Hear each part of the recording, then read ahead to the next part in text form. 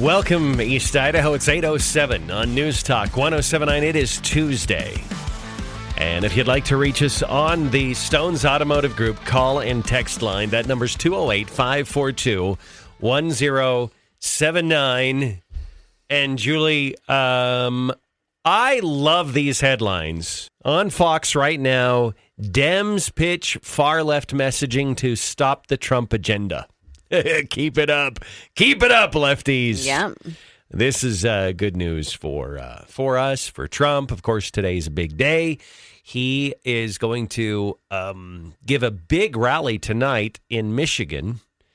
And I wonder what the Michigan governor thinks of that, because it's going to be a big rally. There's going to be a lot of people there. It'll be the biggest rally you've ever seen, and I'm sure it's going to be thousands of people. So I'm having to kind of check myself with this whole frustration that the left is bringing forward with the first 100 days of Trump's presidency.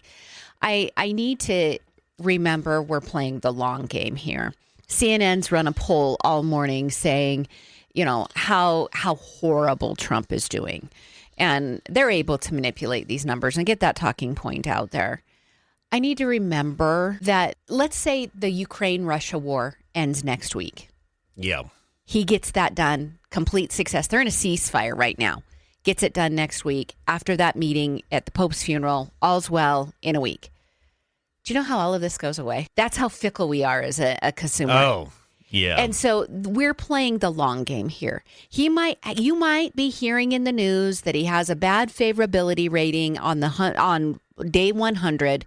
Don't listen to it. We are playing the long game. All of this can change. Not even in a week. Overnight, it can change. Yeah. And I myself have to keep myself in check with that. So I'm reminding the listener, don't get caught up in it. No, don't get caught up in it. But I want to contrast the way they over exaggerate and over cover every tiny little thing that they view as negative about the Trump administration. But look at what they ignored for 4 years with Joe Biden. Yeah. And this is, they just deepen the distrust when they act like this. And I don't think they're even aware of it, because I watch this and I'm thinking, you don't even know this is happening. You're not even cognizant of your own collapse right now because of the way that you're trying to report the news, big quotes around that. The way you're trying to present whatever it is you're presenting to the American people. It is collapsing your careers. It is collapsing your network. It is collapsing your credibility. Everything that is important to you, you are destroying because you are so locked in on this approach. We all have friends like this on social media, Julie. And quite frankly, they are the leading contenders to be snoozed for 30 days among my Facebook friends. That's like an award you can win. Yes, it is. Yeah, I should have. You know what? I'm going to start giving out that award. Just name it something like Grammy or Emmy or whatever. Yeah. Something a little bit. The snoozy. The snoozy. There you go. They get the snoozy award. And maybe I'll screenshot their last 7 posts that they put up every 4 hours, and every single one is an anti-Trump meme. Yeah, the Snoozy Award for the month of April is... Yes, right. Drum roll. I'm like, I'll be your friend, but we have boundaries. And it's one of the few things that I actually like about Facebook is it allows you to go, I got to snooze that person. I just need to take a break. And you know what else? I think of this added functionality that they could do on Facebook. Snooze the person for 30 days. I like that. But don't automatically unsnooze. Like in 30 days, just give me a message, like a little pop-up that says, you've been snoozing Alfred. Do you want to unsnooze Alfred? And just remind me that I snoozed Alfred in 30 days. But don't automatically unsnooze. Because quite frankly, Trump derangement syndrome is chronic. You don't usually have just a temporary case of Trump derangement. And I've seen people actually go the other direction where they like Trump and then they end up hating Trump, but they don't come back from that abyss. Right. there were people early on that initially didn't care for Trump, but they saw what he was doing. I wouldn't even call that Trump derangement syndrome. I would call that you haven't seen Trump work yet syndrome.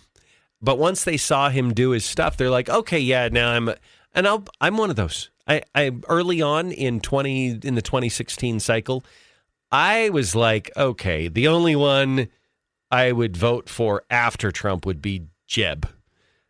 It was Trump and then Jeb at the very tail end. But he started winning me over. He won the nomination. I'm like, okay, well, I certainly can't vote for Hillary. And so I somewhat, maybe lukewarmly, voted for Donald Trump. And he quickly won me over. And I haven't looked back. I think he's great. When his home got raided, Mar-a-Lago got raided by the FBI because Joe Biden had weaponized the FBI. In that moment, about midway through Biden's one term, I said Donald Trump has to run again. He has to. There can be no other. We can't defeat this with a proxy candidate. It has to be, it's like a bully on a playground. The bullied has to be the one to confront the bully. And at that moment, it was crystal clear in my mind, Donald Trump must run and he must win, or we have no chance in our republic. And thankfully, that's what happened. That's what he did. It's so fun to watch. I'll be honest with you, Julie. I am probably too obsessed with what current events are going to look like in history in 20, 30, 40 years. And I should probably dial that back a little bit. But almost every day I look at this and I'm like, people have no clue what they're living through right now and how it's going to be remembered in the future. Yeah, this is such a pivotal time. The changes that were made. Can I talk about the raid at Mar-a-Lago for a second and compare it to this raid that happened in New Mexico at the retired judge's home, where he was providing weapons to a member of Tren de Aragua? Yes. Okay. I have seen X posts that are referencing how dare they weaponize against judges. But I am in shock. I am in shock that these people have forgotten that Mar-a-Lago, that has a skiff, was raided by the FBI. Mm-hmm. And then photos were leaked that were staged about documents that were found. And in that scenario, Trump was the bad guy. But in the New Mexico judge scenario, Trump is still the bad guy? Oh, Trump is always the bad guy, Julie. I can't even understand. They were giving weapons to a person who wants to murder Americans. And Trump's still the bad guy. Julie, they're broken. I mean, there is truth to Trump derangement. It truly is the clinical, whatever the clinical definition of deranged is, if that is a clinical term, it's true and accurate with him. You said something and you nailed it. Trump's the bad guy. That is always their starting. It doesn't matter the context. Mm-hmm. It doesn't matter everything else. Nothing else matters.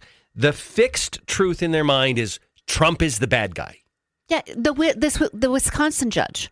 So there is a person that's ready to be captured by ICE in her courtroom. She is told by like a bailiff or somebody that this is happening. She says to the illegal immigrant who's committed crimes, in my office now. She takes him in there and has that illegal immigrant exit out her private door to evade capture. And people feel bad for the Wisconsin judge. And how is that not obstruction of justice? How is you're obstructing law enforcement at that time? You're harboring a criminal. I mean, I don't know what the exact charge is, but that is clearly illegal. It was obstruction of justice. That was the exact charge that they nailed her with.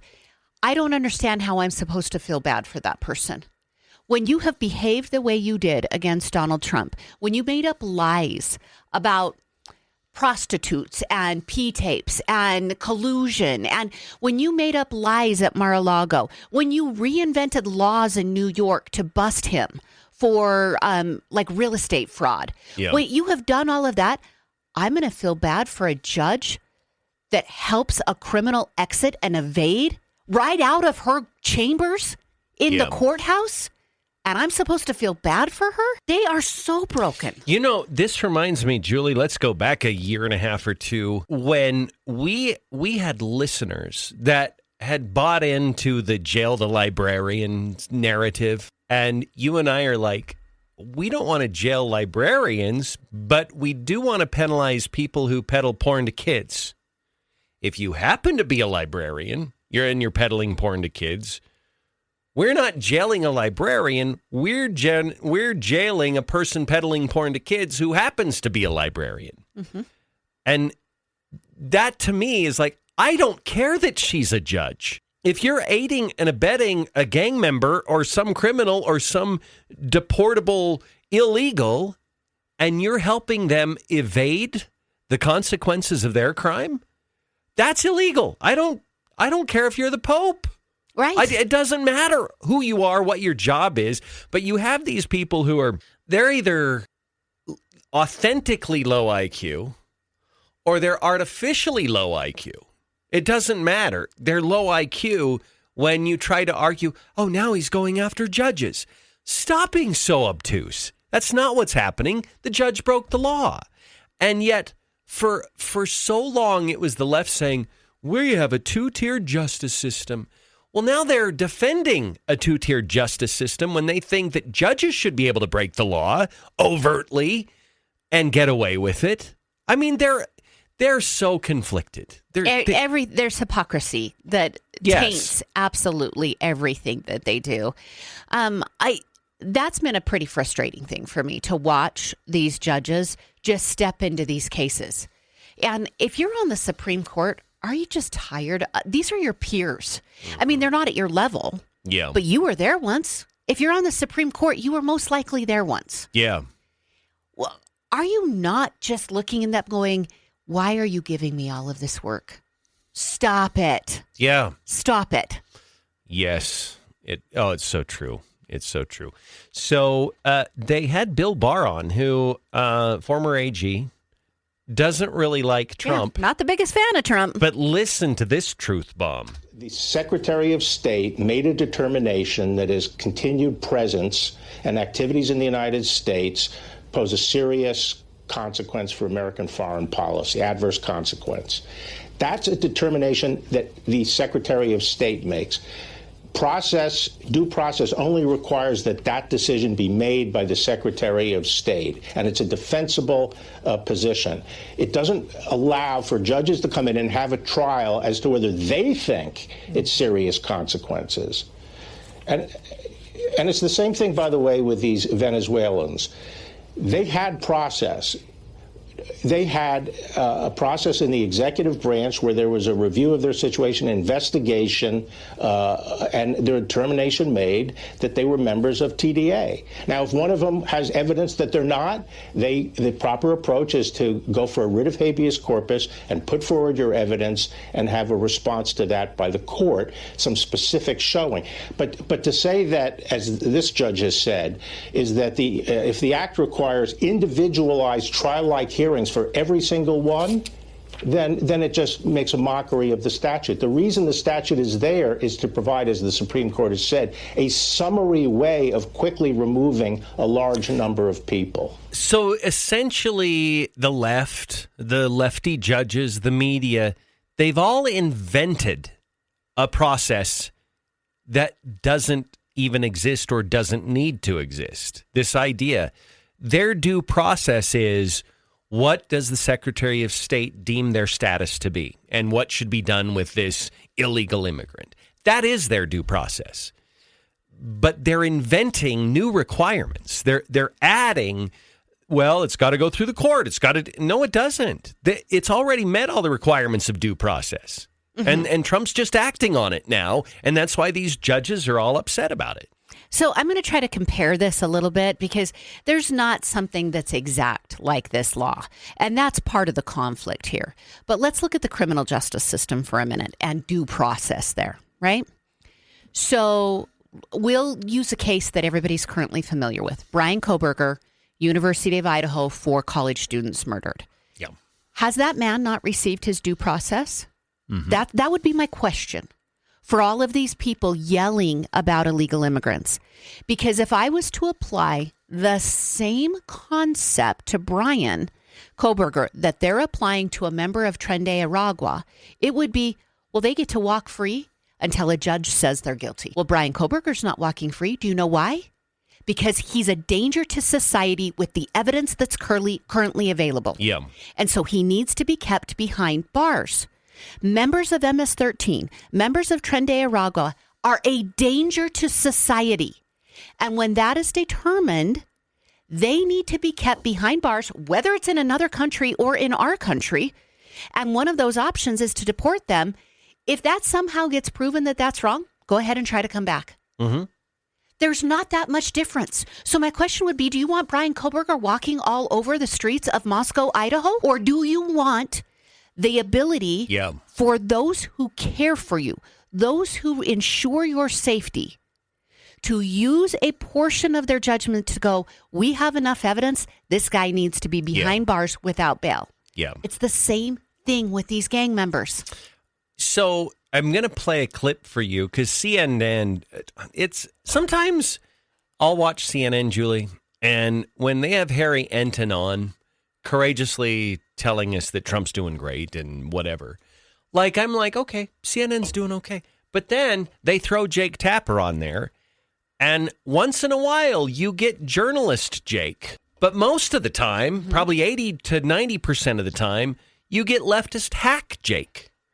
And this is leftist hack Jake talking about all of the mug shots that the White House lined the driveway up to the White House with. And there were maybe hundreds. I think there was 100. Yeah, there were dozens and dozens of these. The Trump administration is approaching its first 100-day mark with a full court press on the issue of illegal immigration. And they really don't want you to miss it. So they subtly and tastefully deck the White House North Lawn with dozens of yard signs featuring photos of people that the Trump administration claims are in the country illegally, each poster saying arrested and listing the alleged offensive with which they have been charged.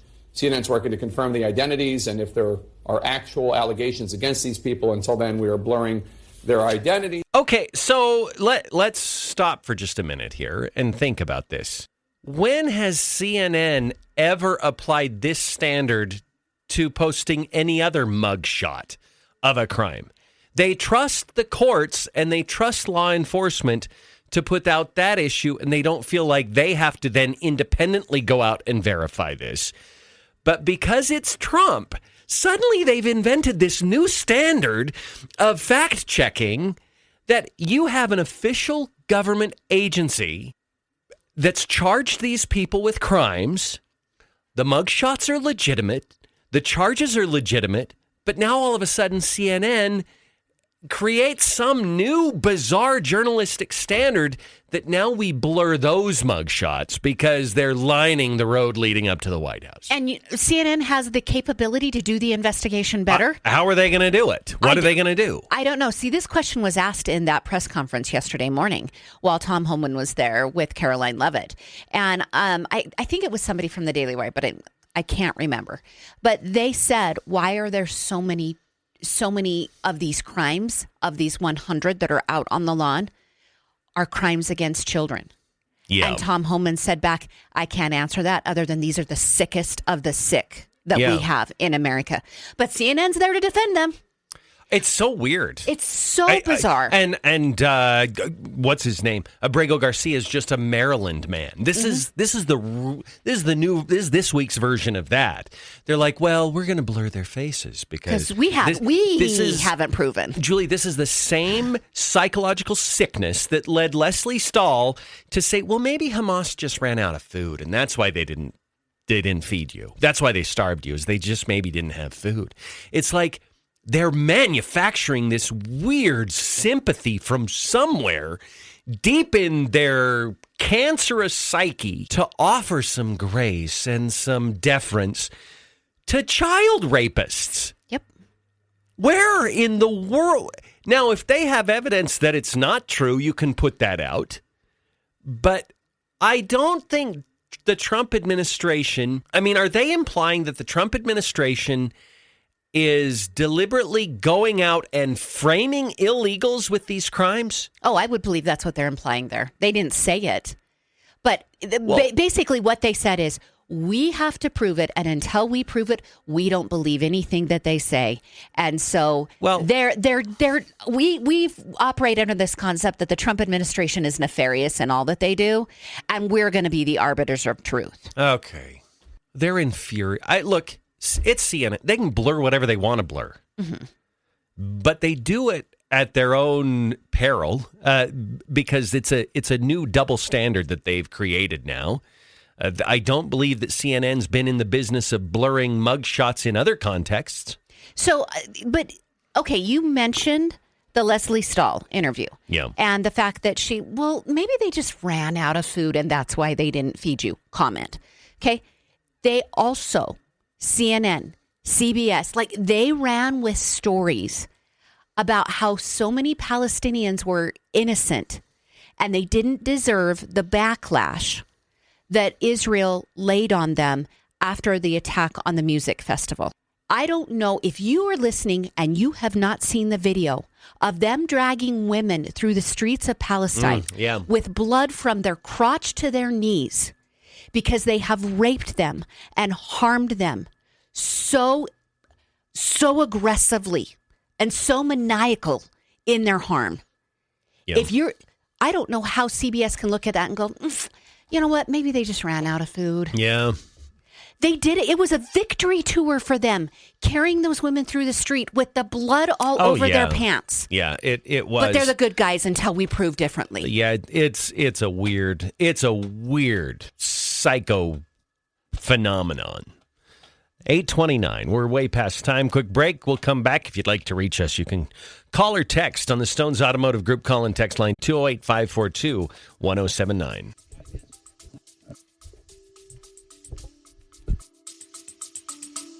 We'll be back after a quick break.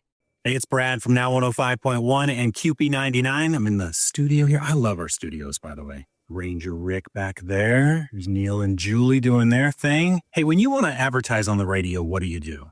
You call the radio station, right? But what do you do when you want to advertise on Facebook and Instagram and Hulu and Disney Plus and Peacock and the other TV streaming services? You can kind of click around on them and make guesses or read books or take courses online on how to do that advertising. Or you could call us at the radio station. At Sandhill Media, we take care of your local radio and digital marketing. So reach out to us at sandhillmediagroup.com and we'll make sure that your message gets heard and seen wherever your customers are. All right, it's 8:32 on News Talk 107.9. The program is brought to you by Town and Country Gardens. And when I say our friends at Town and Country Gardens, what I mean is our friends at Town and Country Garden. Rex is such a great guy. He's hired just a great bunch of people that are so friendly when you walk in the door. But they're not just friendly, Julie. They're smart and they're informed. They're educated and so much expertise when you go in and you say, hey, what's this thing that's happening with my tomatoes? Or is it too late to trim my apple tree? Or my lawn is struggling right now. What do I do? And they always have an answer for you. Look, and Rex has made it easy for you. If you go to mygardengeek.com, that's Town and Country's official website, mygardengeek.com, there are 3 tabs right at the very top. The middle tab is Meet Our Team. Mm-hmm. So if you're looking at let's just pick a tree, like an apple tree, and you're not liking the way the leaves are looking, or you're worried that it got nipped by frost or whatever, you can take a picture, go to mygardengeek.com, figure out which member of the team you want to talk to, head on down to Town and Country Gardens and ask for that person specifically, and they will help you. That's what Rex expects you to do. That's why he's hired the staff. Yeah. They have the expertise. They are truly your aid in making your garden, your lawn, your outdoor spaces the most beautiful possible. And by the way, it is still not too late to get started on the 4-step lawn. You can start at any time.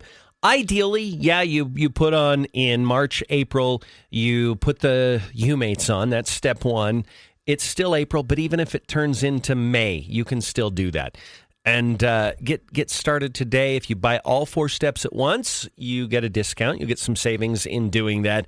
But either way, get going on it. It is the easiest way to have a lush, green, beautiful lawn. Yep. So again, mygardengeek.com, and Town and Country Gardens is located south of Idaho Falls, across from the malting plant right there off of Yellowstone Highway. All right. Speaker Mike Johnson is talking right now. This is live. Oh, no, they cut away. Never mind.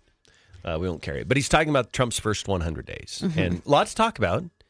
I think that there has been far more wins than the left-leading media is giving them credit for.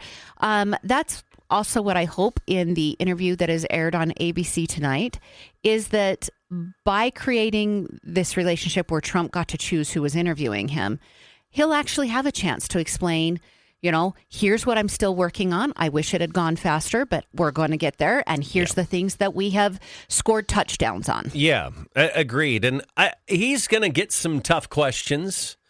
That's a foregone conclusion. However, it will be interesting to see what ABC News demeanor is as they approach this interview. Yeah. I'm guessing it's actually going to be a fairly good journalistic interview. I think so, too. 8:34, we'll break for the news. We'll be back after this.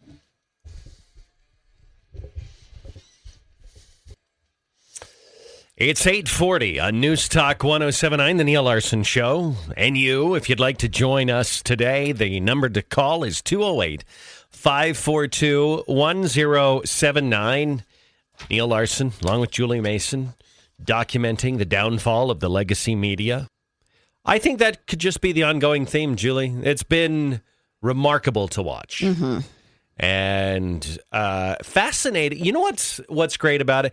It would be absolutely catastrophic if the legacy media collapsed and there was nothing to go in and take its place. But we have a new media that I think is doing a very robust job on the right and the left that is filling the vacuum of these failed legacy journalists. And so it's great. Things change. People, the mainstream media just needs to accept that. Things change. Yeah. It's a different playground. Yeah. Okay, I'm going to read some headlines to you. You tell me what you want to talk about. Okay. I-15 widening project plans to be unveiled. I'll gladly talk about that. Okay. Let me give out a few here. You pick the one that's your favorite. Pocatello Animal Shelter set to reopen after parvovirus scare. I don't want to talk about that. That makes me sad. Okay. I don't want to talk about the car crashes. That's not... police organization criticizes a probation sentence for a man who injured an officer. You heard about this one? No, I could talk about that one. Okay. That'd be a good one.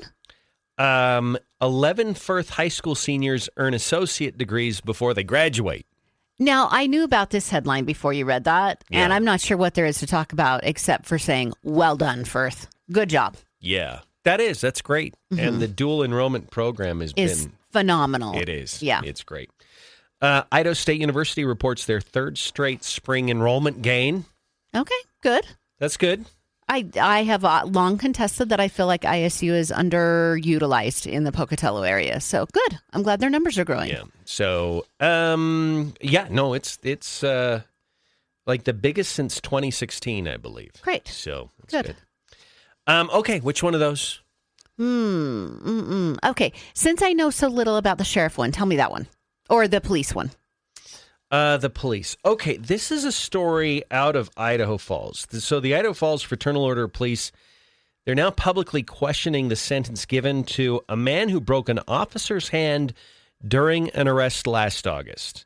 Bradley Corey Willard got 5 years of probation after pleading guilty to felony assault on an officer and a misdemeanor DUI in a plea agreement. The FOP stated its deep concern, highlighting Willard's criminal history and arguing that the sentence does not reflect the gravity of fracturing Officer Peter Hansen's hand, an injury that required surgery. And while respecting the judicial process, the police organization believes the outcome fails to uphold accountability and sends a troubling message regarding assaults on law enforcement. Judge Stephen Dunn affirmed the sentence, citing Willard's participation in treatment, but sternly warned him against any future alcohol consumption. No drinking. Oh, that stern warning. It works every time. Yeah.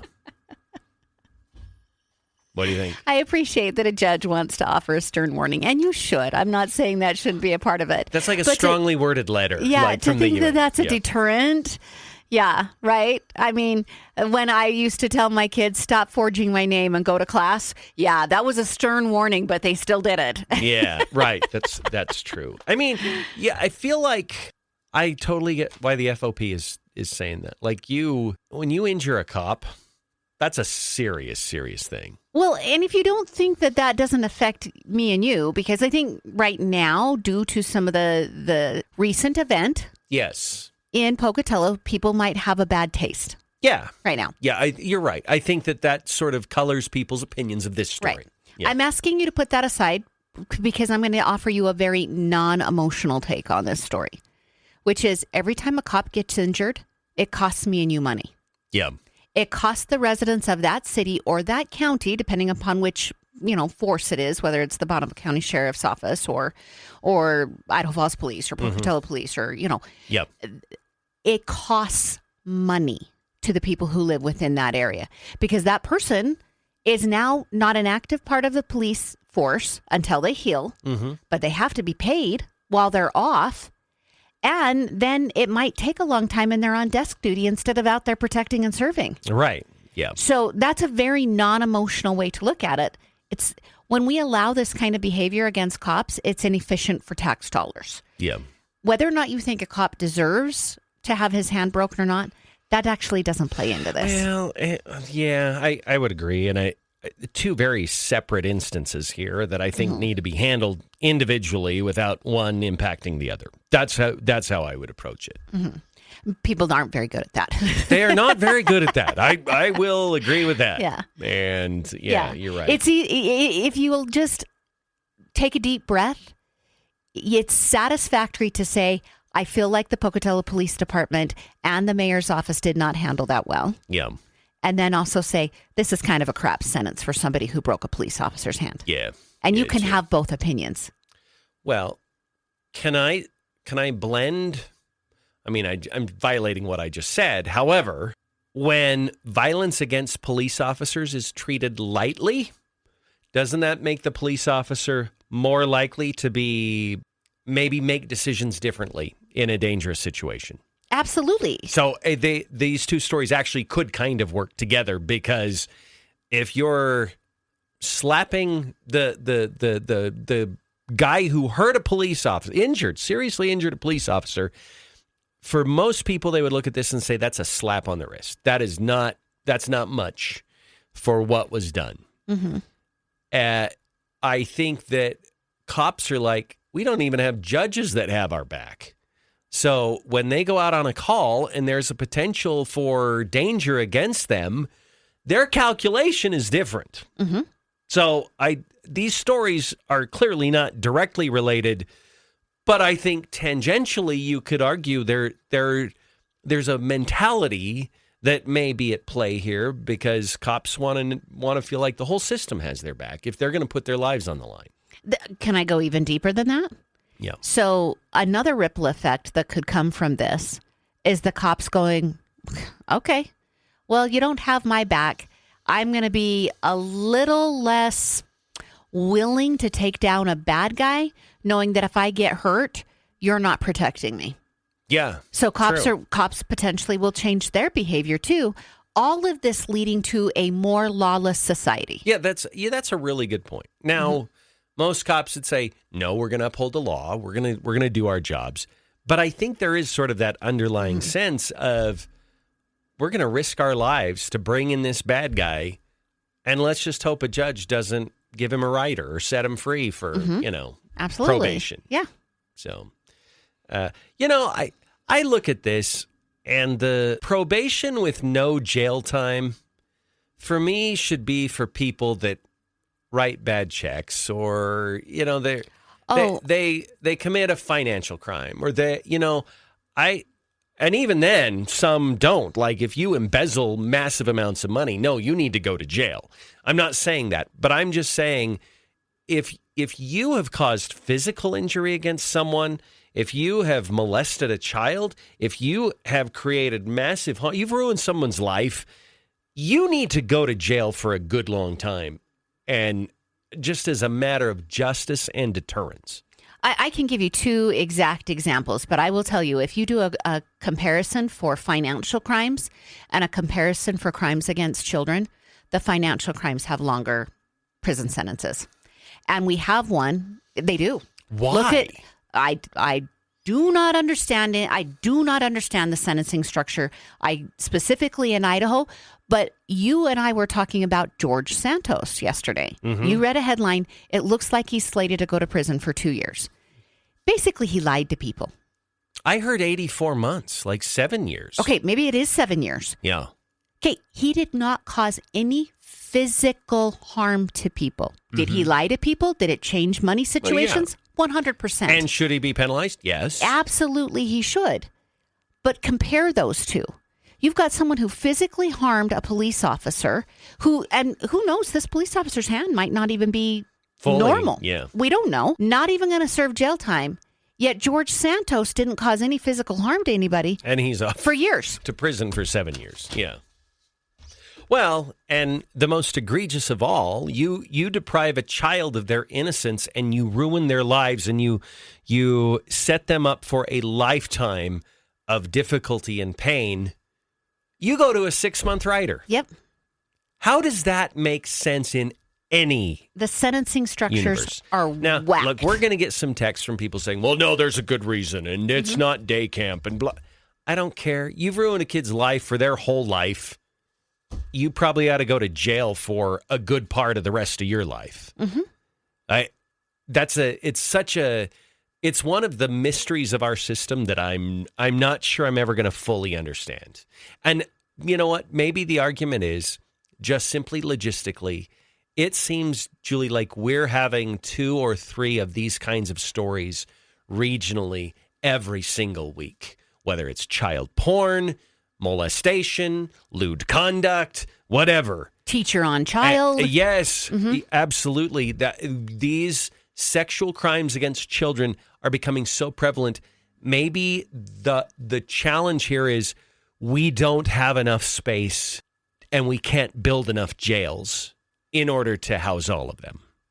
Oh, I would bet if you talk to members of law enforcement, that's the I was going to say gamble, but the game of Tetris that they're playing. Yeah.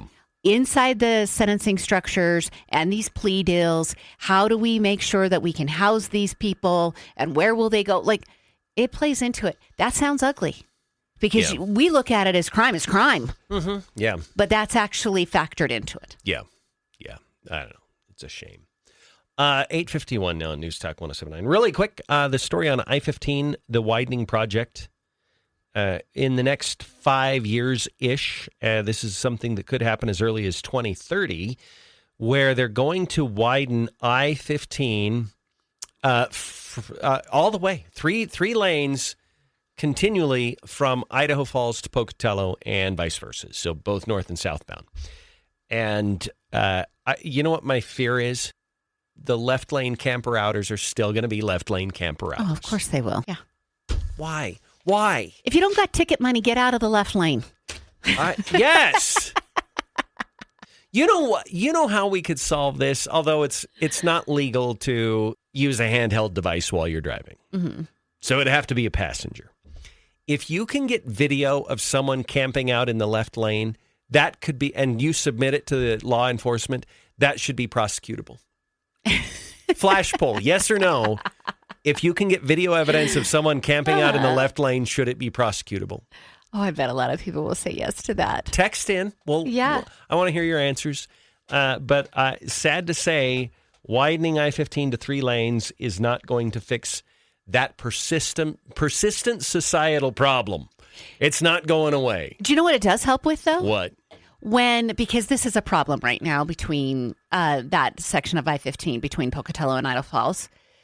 The semis passing each other and one is going 72 miles an hour and the other one is going 71 miles an hour, and it takes many miles for the 72 mile per hour semi to finally get past the 71 mile per hour semi. Yeah, I'm not correcting your speeds here, but I feel like one is going 72 miles per hour and the other one is going 72.000000001 mile per hour. That's the problem. We won't at least have to deal with that anymore. Yeah, that's true. Until you get three truckers who decide they want to go side by side. 8:53 on News Talk 1079. We'll be back. It's 8:57 on News Talk 1079. Julie, we have a mixed reaction to my idea of reporting left lane camper outers in the context of talking about I-15 expanding in the next decade or so to 3 lanes from Pokey to Idaho Falls. I get it. They're saying, no, we don't want a vigilante society or a tattletale society. And that I would generally agree with. But why can't the left lane drivers... If someone had said, what about the ones going 90? I don't care then. They're not camping. They're not disrupting people. They're getting past, and now speeding's not great, but that's not... Look, I've said this before, I will say it again, and I will go to fisticuffs over this. The left lane driver going 90 or 95 is far less dangerous than the left lane driver going 65 or 70. Yes, I agree with that 100%. After we solve this problem, can we solve one other on I-15? Yeah. Please explain the psychological phenomenon that if you're a non-cruise user, so if you're that person who wants to use your gas pedal, when you pass a semi, you slow down by 5 to 7 miles per hour. What is up with that? Please explain that psychological phenomenon to me. Another one, Julie? You're going along, you're going 87. Somebody's going 84. So you scooch over into the left lane to pass them. They speed up to 87. What's up with that? I don't understand that one either. Hour 2 coming up. By the way, it's just 3 straight nominations where Democratic voters didn't get a chance to pick the nominee. The elites picked Hillary Clinton, the elites picked Joe Biden, and the elites picked Kamala Harris. There was no actual set of voters who felt like they had a say in this. 9:07 on News Talk 1079. Neil Larson along with Julie Mason. It's hour 2. If you would like to reach us on the Stones Automotive Group call and text line, that number is 208-542-1079. And Julie, we're going to go right to the phones. We have a caller, Daryl, standing by. Hi, Daryl. How are you? Doing good. Good. What's up? My pet peeve on I-15 is you get in the right lane and you put on cruise and I'm going 80, and the semis, because of their restrictions, they're going slower. And you pass them, but I'm coming up on a semi and some doughhead comes racing up in that outside lane, gets right even with me, and then he slows down and he follows me into that semi, and then I've got to hit my brake to slow down for him to get around, and then I got to get into the outside lane to get around the semi. I hate him. I know. We should be able to shoot their tires out. Okay, well, we're not going to get on board with that as a solution, but I understand. I wouldn't either, but it is frustrating. Yeah. Thank you. All right, thank you. Thank you for the call. He mentioned something. I don't know why I thought about this, but I don't use my brakes much on the interstate. So I use cruise control, and I'll hit cancel and resume, and I'll use my brakes if I need to use my brakes. But I don't tap my brakes to go out of cruise anymore. Like it's... Yeah, I do cancel also. You know those non-cruise users? Yeah. And they have a passenger with them, and they're having a fun animated conversation. Yeah. And you're with them for about Speed 2 up, hours. Yes. Slow down, speed up, slow down. Yeah. Oh, it's a break in the conversation. I'm going to do 90. Oh, I got involved in the conversation. I'm back down to 72. I'm only laughing because, I don't want to cry because it is frustrating. And sometimes I feel like, and it's probably me just being paranoid, like somebody's following me. Yeah. Like you get past them and you'll get a quarter mile ahead of them, and then all of a sudden they'll race up and go past you. Like, okay, is this like a CIA plant or what? Like, what's happening here? Yeah. Have you ever had that thought? I haven't had that, but you know what I haven't talked about on the show? What? When I was headed to Arizona, so that was a Thursday afternoon, headed to Arizona, there were 24, maybe 36 Amazon trucks on I-15. Oh, yeah. All in a row. I have no idea where they were headed. They were being driven by Amazon workers because they had the appropriate clothing on. Okay. So it wasn't like a transfer of trucks that they hired a company to bring in 20 drivers and move these. Yeah. They were in Amazon clothes. I don't know where they were headed. I don't know what was going on. Okay, that's interesting. Yeah. If anyone has the link to the Amazon warehouse and can tell me what was happening that day. I can't explain why, but that feels very dystopian to me. It felt dystopian driving past them. Like all these identical trucks going by. You know what? I remember I used to commute to work because I lived about 20 minutes away. So I'd do an I-15 stretch, and it wasn't every morning, but it was at least once, maybe twice a week when I would pass government vehicles that were completely unmarked. And I thought, because if it's like an INL thing or a military, like you can tell that. And I thought, these are weird vehicles. Was the FBI office there yet in Pocatello? Oh, it's been there for ever. Ever? So yeah. It was well established. It could have been that, but it was just, and speaking of dystopian, like, the driver was just very focused and almost looked like a zombie. Like sounds like FBI. Did not look over to, like, it was just a weird vibe. Yeah. So maybe the aliens are among us and they're just some of them. Quite possibly. Let's go to the phones. Caller, how are you today? Oh, I'm doing fantastic. Good. My favorite is when you're an 80,000-pound truck and you go to pass the person that's not paying attention in the right lane.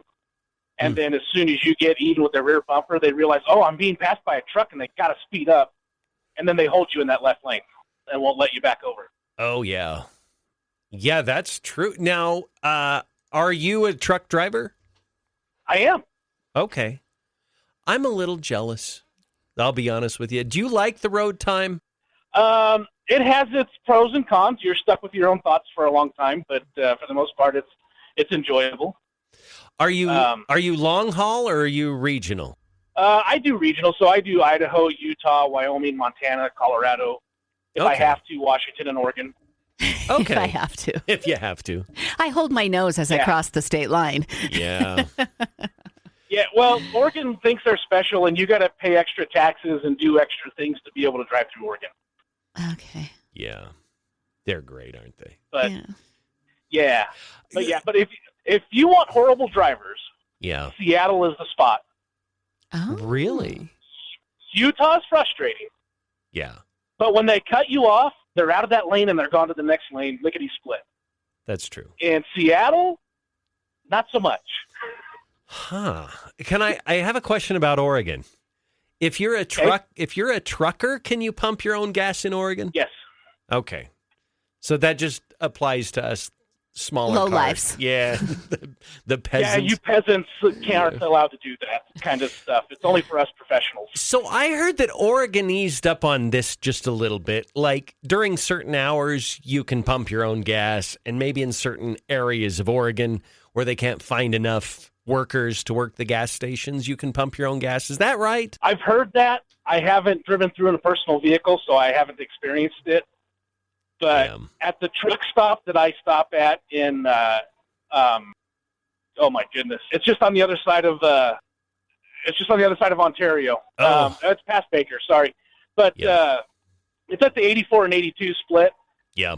I never see attendants out there pumping fuel for the regular drivers. Okay, gotcha.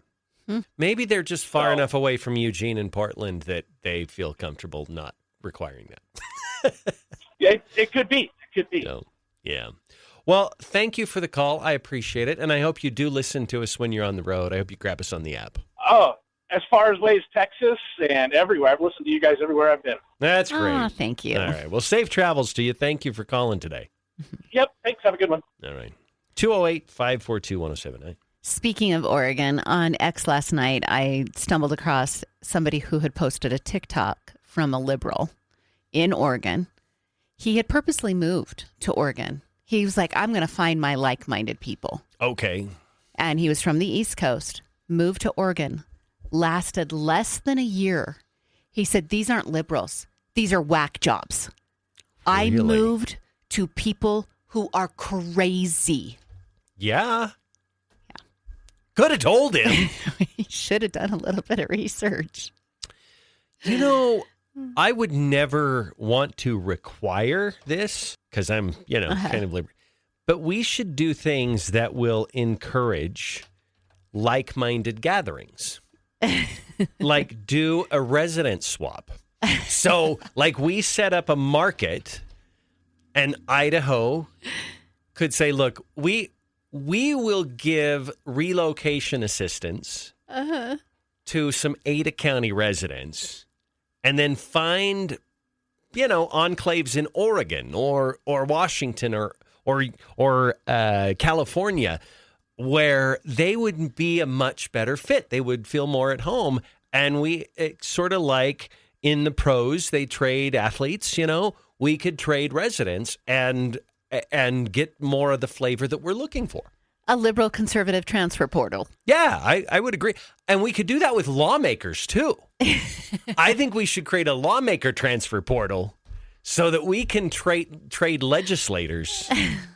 And you know what? It could be cross-party, too. So if you are a certain Republican in Idaho, but you'd feel more at home as a Democrat, you could go to a place where you could thrive being a Democrat. And be honest. Have integrity and actually put a D behind your name. I think this idea of a legislator transfer portal is a great idea. Look at us brainstorming, Julie. Fixing all the state's problems in one fell swoop. Absolutely. Phones are lighting up. Let's go to our next caller. Welcome to the show. Hey, what do you guys think about having the semis just run in the left lane? No, because they go slower than everyone. Well, the reason I say that is because semis drive past every exit but one. Okay. So they're having to get into the left lane every time they come to an exit to go around it. If their travel lane is just the left lane, then the passing lane would be the right lane. Most cars exit on the other exits. Like I said, the semi drives past every one of them but one. So then they have to get over in the left lane to merge with traffic. I think it'd just be easier for them to travel in the left lane. Maybe. I see the problem we're trying to solve here, but I feel like that might create more problems in other situations. I'd have to think through. I won't dismiss the idea. You think it over, and I'm excited about this transfer portal. Okay. Thank you. Thank you for the call. 208-542-1079. I don't want to immediately dismiss the idea, but I don't know if I want all the trucks in the left lane because I use the left lane. And so, I mean... And maybe I'm thinking about it wrong, but aren't we all just going to one exit and the exits vary? I mean, if my destination is my daughter's house in Utah, I'm not taking an exit until Lehigh. Right. But I'm going to pass multiple trucks who exit in Pocatello, and exit in McCammon, and exit in at this truck stop, and exit in Malad, and exit. So we're all just going to eventually exit. He might be saying, though, it's a lot easier for you to move over to let traffic merge than it is for a semi to move over to let traffic merge. Well, you know what we need? We need the prior caller, who is the trucker, to call that back would be good. And tell us what he thinks of this idea to just give the left lane to the truckers. Here, we have the luxury in Idaho that you should be able to get up to speed and nobody should have to move over. Yeah. Most times, if you enter the freeway, if you enter the interstate at the appropriate speed, you can slide right between cars. Yeah, that's true. And people don't need that. For me, the having to move over, and maybe truckers have a rule they have to move over. I don't know, but you should be able to enter into the freeway if you are appropriate in your car. Our trucker's calling back. Okay, trucker, what do you think of that last caller's idea of just giving the left lane to the truckers? In the congested areas like Salt Lake areas, it's a fantastic idea. Yeah. Because the majority of your truck-involved accidents are changing lanes and merging traffic. Okay. So if you scoot all the trucks over to the left lane and you keep them over there until it's time for them to exit, then everybody else can get on and get off and get on and get off and do all the things they need to do without worrying about interfering with the trucks. And you just mark them out like you do the carpool lane. Yeah. And it would take some, I mean, Utah and now Idaho, we're surviving learning how to drive on the wrong side of the road now they're rebuilding all these exits and everything. Yeah. But, I mean, if we can handle that, then surely, we can handle that. Going up and down the rural parts of the 15 and the 84 and everywhere else in the country, I don't think it matters. Okay.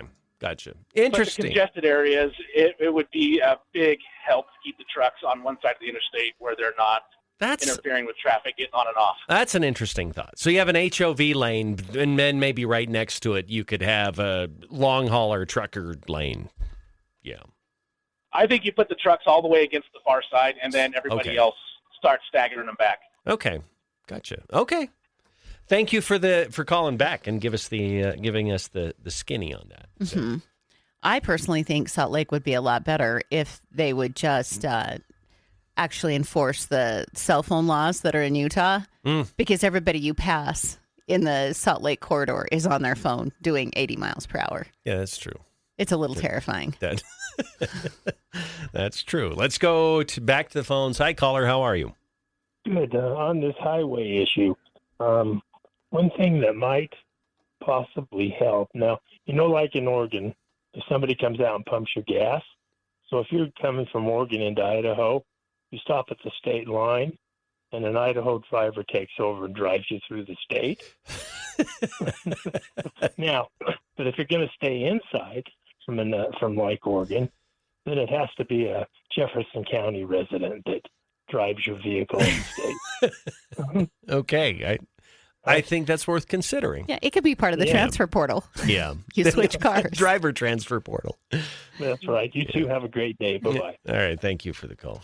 All right. Somebody texted in and said this left lane for truckers exists. It's in Zanesville, Ohio. They've already passed the law. Oh, really? Okay. Mm-hmm. Look, just going off the text. Haven't done a fact check of that, but Zanesville, Ohio.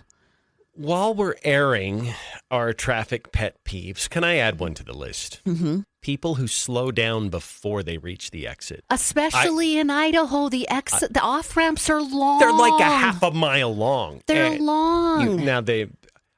They're made long so that you can stay at full speed, and then once you are on the exit, then you slow down. Okay, collectively, can we get an amen? Amen. Oh, goodness. Text in your amen. Let's see how many amens we get, because I think everybody... do people just... What is that? I think they're nervous. Who does... Maybe.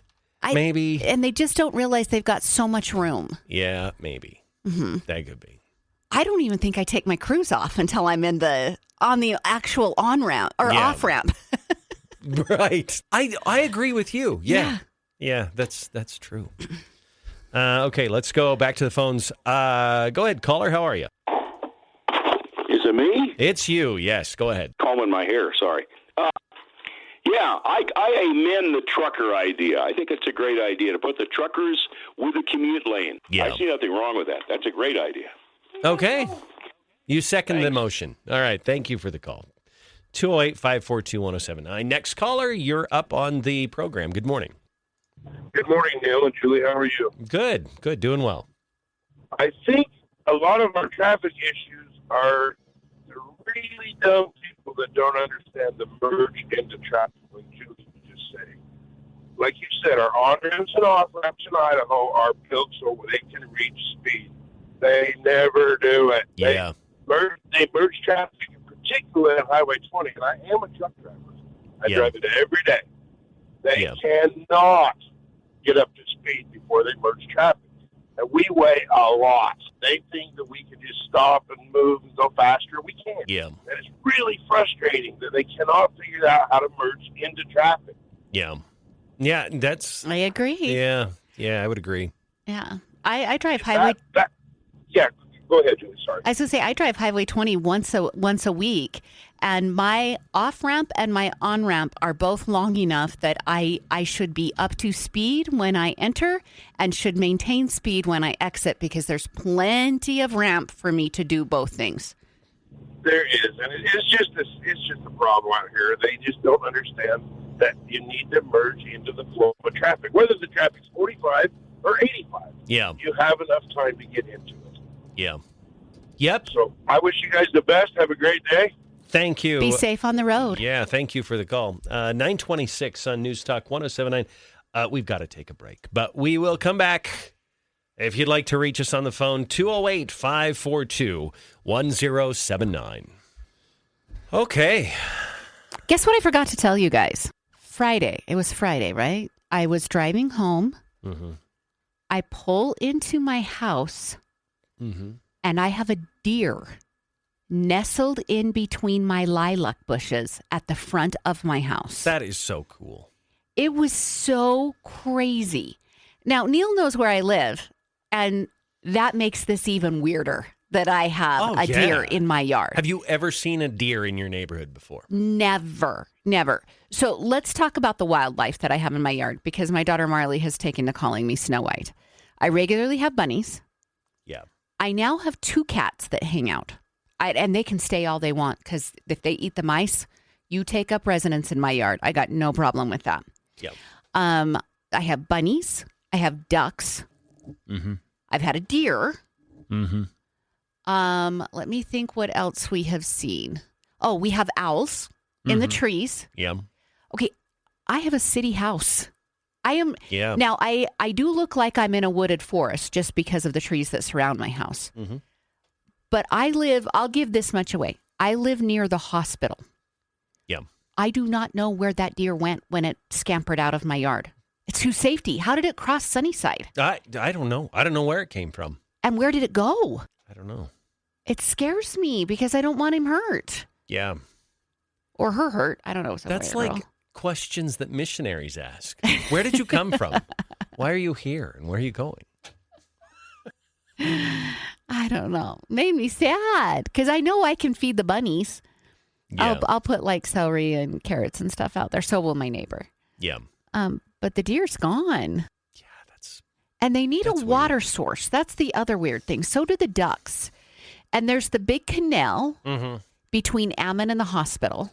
Yeah. So I think that's where the ducks come from. Yeah. I don't know.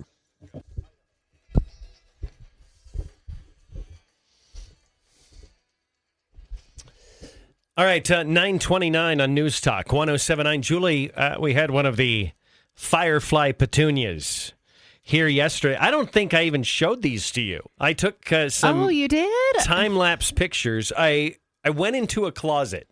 I know there's lots of jokes about Neal. They were making them here, too. Oh, Neal's coming out of the closet. Because I was going in and taking some time-lapse pictures of the firefly petunia that is available now at Town and Country Gardens. They had a big event, and Julie, I heard the lines. That was massive, a massive event for Rex and our friends at Town and Country Gardens on Saturday night. And that thrills me. I'm glad because that makes me so happy because they were setting up quite the event for people. Yeah. It had to be so fun for kids and the live music and the food trucks and all the different things. Plus, getting your beautiful needs for your yard or your garden or whatever. I challenged people, I think it was yesterday, I challenged people, go to our News Talk 1079 page and look at the picture that we put up at Town and Country Gardens of me and Neal holding a firefly petunia.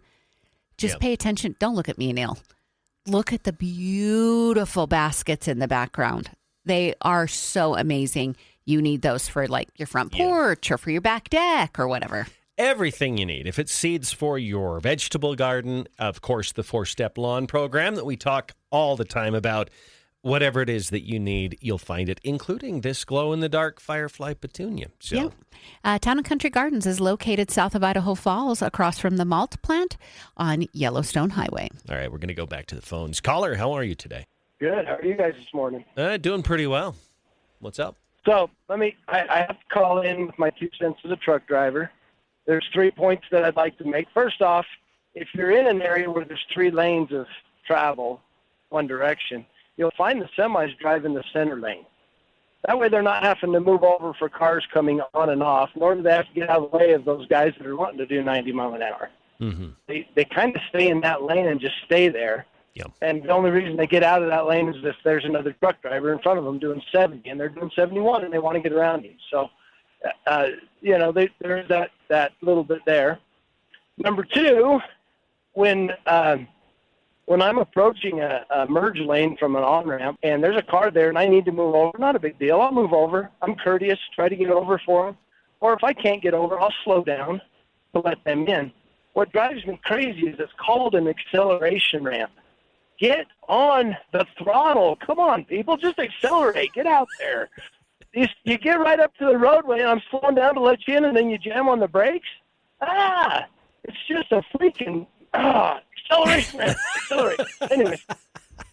We filled in the cuss words for you, so. Thank you. All right. And then once I'm in that left lane and you merge on, I'm going to stay there until you pass me on the right side, and then I'll move back over. But if you just stay there in that lane, it kind of frustrates me because I can't get up. I can't build speed too fast. Yeah. And all them people behind me start blaming me for being in the fast lane. I'm like, come on, just get out of my way so I can move back over. That's okay. Okay. You know what? We're in full agreement. We absolutely are behind you on this. Just get out of the way so the truckers can get back in, or let's just give the truckers that left lane like the previous caller said. Yeah. So. Now the third thing I want to do is, if the state does this from Pocatello all the way to Iowa Falls, how many bridges are they going to have to modify? I don't know if you guys have had this experience. I think I've talked to you about it before on here. These bridges, can they not make a transition from the road to the bridge a little smoother? So, I mean, in a semi-truck, when you hit that apron is what it's called, that goes from the roadway to the bridge, and you see black marks on the road, that's because it's rough. And the tires of the semi are hitting, and that's what's causing those black marks on the road. Well, inside the cab, that gets transferred through my fanny up my torso, and sometimes my head hits the top of the truck. They are so rough. I'm like, don't change anything. You guys suck at making these transitions. Just leave it the way it is. All right. Thanks, guys. Have a good day. Thank you for the call. That's very funny. I mean, it's not funny, but it's funny. I don't think we're going to change behavior because we've had a couple of texts come in and say they are not long enough. And they're listing ones that aren't long enough. Oh, there's a couple that aren't. Most of them are, though. And that's the thing. They're not long enough to what? Decelerate on the exit or accelerate on the on-ramp? A couple of each. And especially the accelerate on, unless you have a very old vehicle or a very gutless vehicle, I don't buy that because I can hit, what I get onto Highway 20 right here. Yeah. That is one of the shortest on-ramps, and I can get up to 55. Yeah. Yes, I would agree. They said not all on-ramps and off-ramps are long enough to do that in Southeast Idaho. There are multiple that are shorter than a quarter mile that you can't slow down on, especially for semis. Okay, maybe semis. So you have to slow down on the highway. For instance, the south of Blackfoot exit is maybe 100 feet long, then a sharp corner. That's one where I can understand it. You do need to. You don't want to have to slam on your brakes, and if it's slick, it's a hazard, whatever. So, yeah, there are exceptions to this, but I would say probably 80 or 90% of our on and off ramps are long enough and straight enough that you can stay at full speed on the interstate. Either way. Okay, let's go to the phones. Hi, caller. How are you today? I'm doing good. How you doing? Good. What's up? Okay, my pet peeve is with the truckers. And what I can't stand, what drives me nuts, is when you're driving on a 2-lane highway and 2 trucks want to go side by side going 65 and an 80 for 3 miles. Yeah. I cannot stand that. And then the second one is when you try to pass them and they don't check their blind spots and they just start merging over. And you got to either slam on your brakes and hope no one's behind you or you're going to run off the road. But yeah, my pet peeves is with the trucks because with my experience, half the time they're not observant and they don't check where they're going. Yeah. But yeah, that's all. You guys have a good day. Thank you. We're going to have a battle going on. I know. I think we'll probably hear some trucks. You know what? We would throw that out because we're generally supportive. If you're a trucker, there's a lot you got to think about and do. Yeah. I do think one area they could improve in is passing each other. Like sometimes they do. It'll be 3-4 miles before one gets past the other.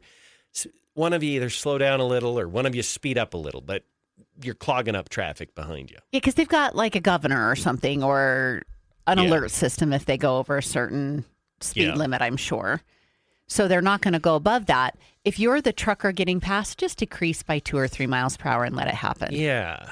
Yeah, that would be the courteous thing, right? And maybe there's more to this. I'm sure the truckers are going to have an issue with me saying that. They probably will, but, that's why we have talk shows, so that we can learn this stuff. So let's go to the next caller. Welcome to the show. Morning, guys. Hi. Hey, I'd like to say dittos to the semis in the middle lane on a 3-lane highway. I think that's by far the safest. That's the way I've always felt. But my big pet peeve, since we're all airing our laundry today, is getting up to highway speed and having the drivers in the near lane paying no attention to merging traffic. And I get up to highway speed, and it's usually a passenger vehicle, rarely a semi, and they won't yield the lane to let me in. They won't move over to the open lane. They stay in the near lane and cause me to have to slow down below highway speed to get into the travel lane behind them. And it's frustrating as hell. It's either they're on a cell phone or they have a Utah plate or a Jefferson County plate almost all the time. And they're paying absolutely no attention. And I would love to see some troopers or some deputies parked on some of those locations watching this failure to yield traffic and write some dang citations. I'm gonna actually interject here. You are not required by law to move over to let oncoming traffic get on the interstate. There are signs on the highway, yield signs instructing drivers to yield that merging lane, and a yield sign, if it's ignored, is the same as ignoring a traffic. I promise you, we have been through this. The people who are required to yield are those coming on to the interstate. The people on the interstate are not required to yield to oncoming traffic. That's not 100% correct. If you look at the layout of the traffic signs, if the yield sign is on your right side, then you have to yield that lane. If the yield sign is on your left side, that means that traffic in that lane has to yield to you. It's the positioning of the sign that makes the difference. I cannot think of a single on-ramp in East Idaho on I-15 where the full speed drivers on the interstate have a yield sign to yield to oncoming traffic. Yet purely from a safety standpoint, whether it's required by law or not, it's actually even taught still in our driver ed programs where yielding to merging traffic is a standard for safety, whether it's the law or not. And since we're just airing our grievances, and none of what we've discussed so far is the law. This is the first time you brought up letter of the law this morning. So what we've got is common sense and courtesy in this discussion. Okay, if you want to be safe, be smart. Well, okay, but you've shifted your position on this. There is no citation to give, so that's the point. So just drag them out of the car and beat them. You don't have to write them a citation officer. Just give them a good stiff, cane to the back of the head or something, and say, "Smarten up and be safe." Okay, but now that would be illegal. So. Not if there's no witness. That's true. If they don't turn their dash cams on, they're going to be safe. Yeah. No, you should see her. Thank you for the call, by the way. Great call. Yeah. These are good conversations to have. Legally incorrect, but it was a great call. You should see the phone lines. They are absolutely lit up here, Julie. Okay, let's do it. Okay. Oh, do we have time? We have a bottom hour news break to get to.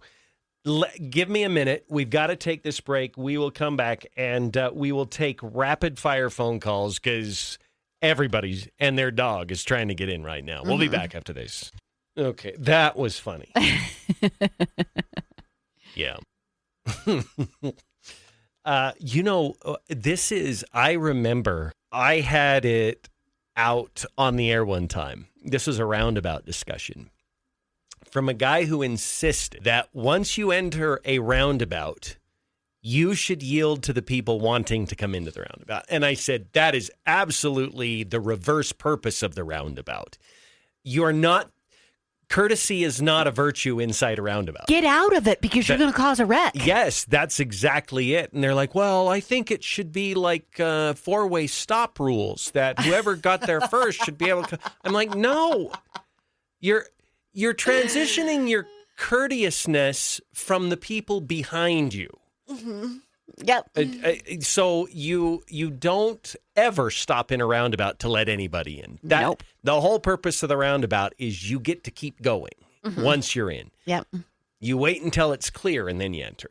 Yeah. So, well, and don't be a gutless wonder in entering a roundabout either. Yeah, right. You're going to be okay. Yeah, that is so true. It's supposed to all just kind of flow, and if you're not driving erratically as you enter and you exit appropriately, everyone else can just it's supposed to be a smooth flow, not a jerk, stop, start, stop, yes, start. Right.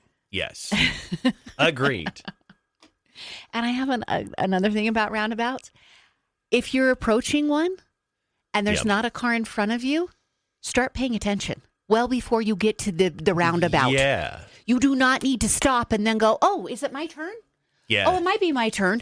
You can be looking from clear back and going, oh, this car's going to exit or whatever. And that's how you slowly merge and it just keeps rolling. Situational awareness. Don't wait to do it until, I actually have grown to like the roundabouts. I don't hate them. I hate the little ones because they don't make sense. Yeah. But the ones that are built appropriately. That have the appropriate right continuous lane. Yeah, for sure. Not if you don't get caught. I'm confused. Somebody sent us a text today. It's the only text we've gotten from them today. And it says, sorry about the talk to text, misspellings, or, the other one just came in. Oh, okay. Man, everybody's got traffic issues, right? Yeah. We all have our own pet peeves, and we all have. That would be. It's too late in the show to do it, but that would be a good best 10 seconds. What is your traffic pet peeve? Yeah. What's your one thing? Yeah. Do you know what mine is? It's not even with freeways. What? East Idaho is too big now for you to leave 2 car lengths between you and the car in front of you at a stop sign or a stoplight. Yeah, that's true. People are trying to enter from businesses. People are. Yeah. You have got to pull forward. When 30 years ago, you had that luxury. You do not have the luxury anymore. You have to close the distance at a stoplight. I don't know if it's the law or if it was just my driver's ed teacher, but he said that the distance behind someone should be just enough to see their tires. Their tires. That's what I was taught too. Okay, that's what it is. If you can see their tires, but no road, you're the right distance. Yeah. At a stop, at a complete stop. Yeah. 9:45 on News Talk 107.9. We have serendipitously stumbled into traffic pet peeves and some disagreements over traffic situations. This is a fun discussion. Yeah. Everybody's got a traffic issue. So we're going to jump right back to the phones. I am going to ask our callers to be concise and get right to their point because we have a lot of people trying to get in. So let's go to this caller. I believe this is our friend Carrie. Hi, Carrie. How are you? Good morning. I'm great. How are you guys? Good. Doing well. Okay. Well, I'll be quick about it. But so add to all this mix of the trucks and the cars is the buses that can only go 65 miles an hour. And some of our buses actually have governors on them set at 64 to 65. So we have a slow person that, it's like, I guess I'll go around them. And, we just have no more to give. And, of course we want to get where we're going too. So it's frustrating. And we also, some of us went and when I was in the legislature, we testified in the Senate committee to try and get that bumped up to 70. And what I remember is ITD is kind of in charge of that, and they said no. And I'd like to get back into the legislature and see if we can get that bumped up to 70. So you're only having 2 speeds on the interstate instead of 3, because it does jam things up, especially when you have a couple buses out there. So that's anyway, true. That's my little. Well, no, that's great, Kara. I didn't realize that they were governed at that 65 that rate. or possibly 64. Yeah. Yeah, some of them are. I know some districts they aren't, but we have some in our district that are governed at 64 to 65, and it's hard because there's times when you just need that little extra push to get around somebody, and like the truckers were saying, then you get blocked. You get a fair amount of people behind you, and they probably call in and complain. Yeah. Carrie, good to hear from you. Thank you. Yeah. Thank you. I think because they are governed their speeds, they should make them like big and yellow with lots of lights on them. All right, let's go to the next call. Welcome to the show, caller. How are you today? Fantastic. This has been a fantastic show this morning. That previous guy couldn't be more wrong. There is not a highway in this country that requires you to slow down and let the merging traffic come on the interstate. If I hit my brakes and allow him to get on the interstate and the guy behind me rear ends me, the DOT is going to find me and put me out of service, and that accident is going to be 1,000% my fault. Yeah. Which is why they build the on-ramps the way they do, with a very wide shoulder. So that can be used as a lane, kind of an emergency lane to go into if there's no room for you at that moment. So yeah, you can out accelerate this truck at every turn, no matter how cruddy your car is. You can outbrake my truck at every turn, no matter how cruddy your car is. Yeah. You have more maneuverability than I will ever have in this truck. And so it is your responsibility, even if it's a motorcycle sitting in that lane, it is your responsibility to get off that on-ramp and into traffic without causing a disturbance. It is not the traffic's responsibility to get you in there. Yeah. Thank you. I appreciate. Oh, go ahead. And one more thing, Julie is 1,000% right. The truck driver that is being passed should slow down 2 to 3 miles an hour and let that other truck pass him. And this is from a The trucker. guy passing should be smart enough to know that it's going to take me 10 miles to get around this clown. I should just sit back, enjoy the ride, and not stress about it. I'm going to get there anyway. My favorite caller of the day. Okay. You're welcome. But you're 100% right. There's no courtesy in trucking anymore is the problem. Okay. We have heard via text from that previous caller. He said, I never said slow down, dummy. I said move over to the open lane. You can't always move over.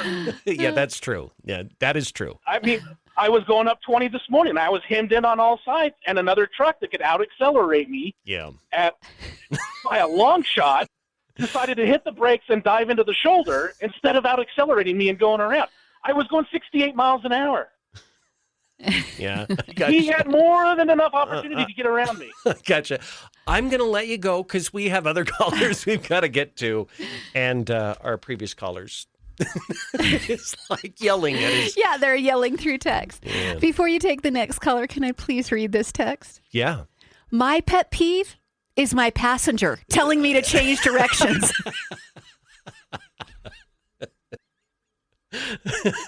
That's very funny. Well, that's probably I have a name of a good therapist. That's true. The solution to that traffic problem is marriage counseling. So let's go to the next caller. Welcome to the show. Good morning. I feel somewhat qualified to speak on the subject. I've got about 45 years of driving, about 5 million miles under my belt. Wow. Been a driver trainer. And Neal, you're 100% right. It is not the responsibility of the people going 70 miles an hour on Highway 20 to move over for people coming up the merge lane. And when you're in a truck and you move over into the left lane, then that guy comes up to the right side of you and 16 people follow him.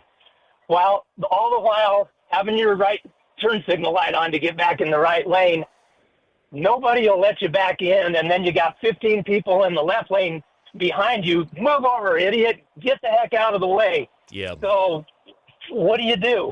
You know, and Julie, you're 100% right. Like the last caller said. So, you already tagged him as your favorite caller, but anyway. I can have two favorites. Good deal. But I've never seen such craziness as I have in Idaho. I've driven every state in the union.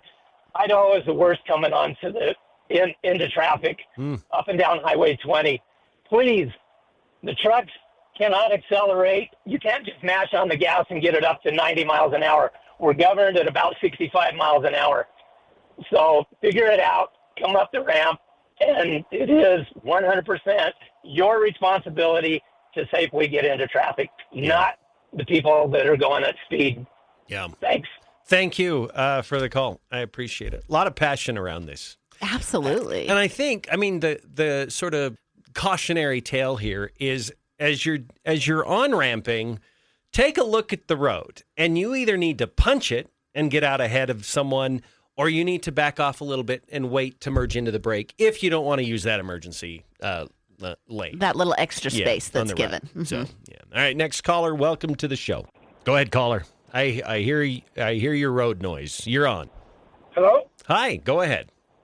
Oh, hey, I didn't know I was on. Hey, I think I'm an expert at this because I have common sense. And I just wanted to say that, first of all, I'm a union iron worker, and we have a rule. Tonnage has the right of way. Okay, so if you've got a big truck that you're battling with position on the freeway, they have the right of way. They have the tonnage. They can't stop. They can't accelerate. The other one is, I'm going to stick up for the truck drivers, and it's people that get right beside the big truck. And if this truck has a blowout, it's going to blow a small car completely out of its lane. Pass the truck, get out of the way, let people have room to maneuver in traffic. I think these are very good points, and that's all I got to say. Thanks, Julie, and you guys are great. Yeah, you're welcome.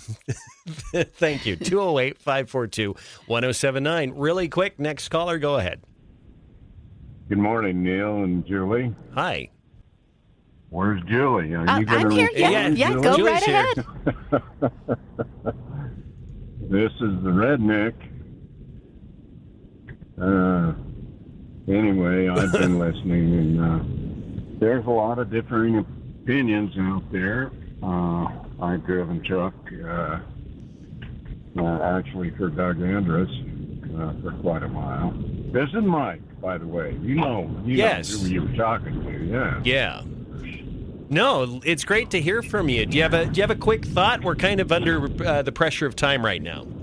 Okay, well, anyway, I'll speed up. Okay, my advice to all drivers out there, trucks, cars, pickups, motorcycles, all be courteous, all observe what's around you, and do whatever's necessary not to cause an accident, because it takes courtesy from everybody. Now, one more thing, Neal, and one more thing, Julie. Forget about the babies. Remember, beef, it's for dinner. Beef, it's for dinner. Have a great day. Great way to end it. Forget about the babies. I think that's right. In reference, okay. Yeah. We know what you meant. We'll be back 9:56. We'll wrap it up after this. Oh, man. Michael Coates, I couldn't agree more. He said, this is like an argument on a community Facebook page. Everyone is an expert, and boomers are typing in all caps. Oh, it's so good. That's funny. That is funny. We're going to be over. I actually think there's a really easy solution to the merging and not merging. What's that? We don't need to always defer to the trucks. We don't need to. If everyone will just be thinking 2 to 3 steps ahead as they're driving, all of this solves itself. Yeah, I would agree with that. I think so. Just be a little more active as a driver. A little more anticipatory. And situationally aware. Yeah. And yes, if we can do that, we're going to be. Things will be a little bit better. Yeah. This has turned into one of the more fun hours we've had in a long time. We should have, at some point, as a follow-up segment, have truckers call in and tell us their favorite swear words for when people cut them off or whatever. Well, I will say, there are certain situations, and people don't understand that the laws of traffic, our traffic laws, are not the same as the laws of physics. Mm-hmm. And it's sort of similar to the guy that called in that said tonnage has the right of way. Well, that's a law of physics. that's not a law of the land. I ran into a situation the other day where I had come off Highway 20, going around by the temple there on the right by the river, and there's a couple of those pedestrian walkways, and that speed limit is 35 there. Which is kind of fast, because you got people and lots of traffic. So anyway, as I'm coming up on one, there's a guy walking. He hits the light to cross and immediately starts walking across, which I had to slam on my brakes. And I'm like, okay, you technically did have the right of way there, but I think out of caution, you should hit the light, make sure you check the road to make sure you're not going to get hit. Because it was hold on. All right. Thank you for the great hour, everyone. And have a wonderful Tuesday. Julie and I back tomorrow. Yeah. See you then.